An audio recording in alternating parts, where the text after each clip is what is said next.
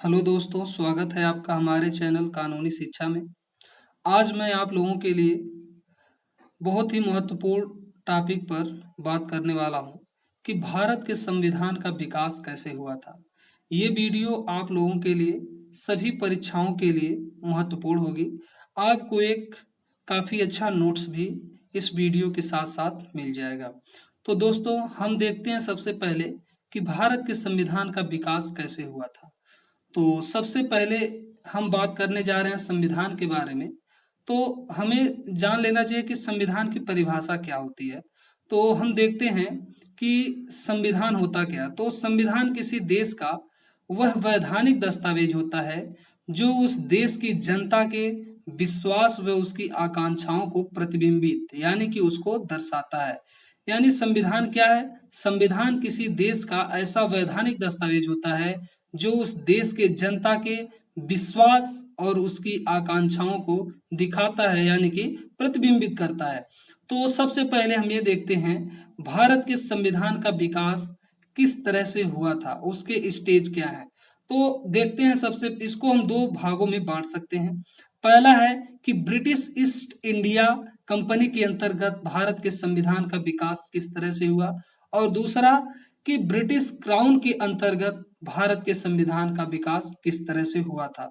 तो पहले हम देखते हैं कि ब्रिटिश ईस्ट इंडिया कंपनी के अंतर्गत भारत के संविधान का विकास कैसे हुआ। तो 1773 से लेकर के 1853 तक जो भी एक्ट ब्रिटिश ईस्ट इंडिया के द्वारा पारित किए गए थे, उनमें से कुछ महत्वपूर्ण एक्ट हैं जो भारतीय संविधान के विकास में काफी महत्वपूर्ण योगदान दिए थे। तो पहला है रेगुलेटिंग एक्ट 1773, दूसरा है पिट्स इंडिया एक्ट 1784, तीसरा है charter act 1793, charter act 1813, charter act 1833, charter act 1853। अब हम देखते हैं कि ब्रिटिश क्राउन के अंतर्गत भारत के संविधान का विकास किन किन अधिनियमों के तहत कैसे हुआ था। तो सबसे पहले आता है गवर्नमेंट ऑफ इंडिया एक्ट 1858, फिर Indian council act 1861, Indian council act 1892, भारतीय परिषद भारत परिषद अधिनियम 1909, भारत सरकार अधिनियम 1919, भारत सरकार अधिनियम 1935, अगस्त प्रस्ताव 1940, क्रिप्स प्रस्ताव 1942 और कैबिनेट मिशन 1946, माउंटबेटन योजना 1947। अब हम देखेंगे कि ये जो ब्रिटिश ईस्ट इंडिया कंपनी के अंतर्गत जो विकास हुआ था भारत के संविधान का, उसमें से सबसे महत्वपूर्ण है रेगुलेटिंग एक्ट 1773। अब हम देखते हैं कि रेगुलेटिंग एक्ट 1773 के क्या महत्वपूर्ण तथ्य थे।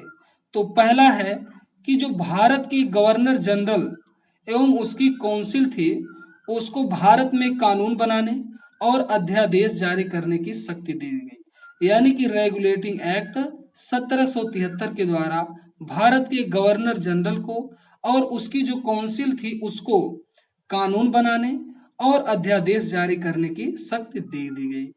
और रेगुलेटिंग एक्ट से संबंधित दूसरा सबसे महत्वपूर्ण तथ्य है कि इस एक्ट के द्वारा कलकत्ता में सर्वप्रथम सर्वोच्च न्यायालय की स्थापना की गई थी। यानी कि अगर पूछ ले कि भारत में सर्वोच्च न्यायालय की स्थापना सबसे पहले कब की गई थी, तो आपको याद रखना होगा कि रेगुलेटिंग एक्ट 1773 के द्वारा कलकत्ता में सबसे पहले सर्वोच्च न्यायालय की स्थापना की गई थी। अब इसके बाद महत्वपूर्ण है भारत परिषद अधिनियम 1892।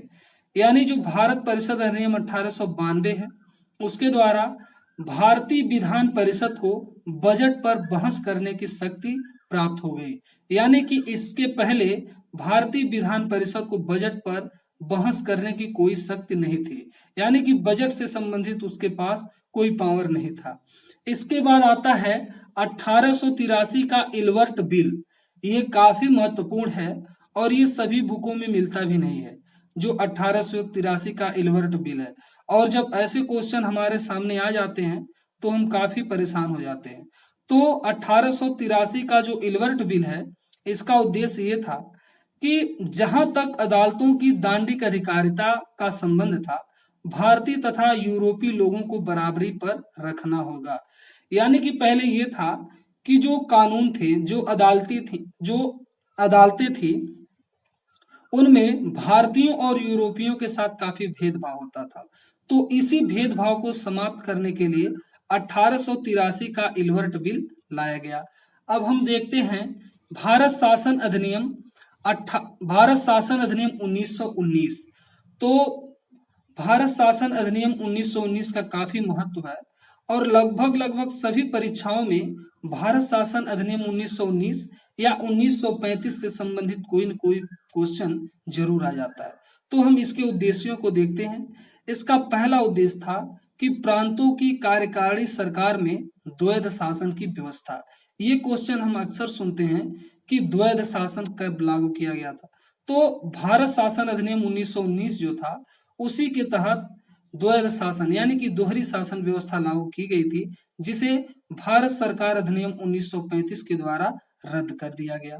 इसके बाद दूसरा इसकी विशेषता है कि केंद्र द्वारा प्रांतों को विधायनी शक्ति का हस्तांतरण, यानी कि इसके पहले विधायी शक्तियां यानी कानून बनाने की शक्तियां केवल केंद्र के पास होती थी, लेकिन भारत शासन अधिनियम 1919 के द्वारा प्रांतों को भी कानून यानी कि विधि बनाने की शक्ति दे दी गई।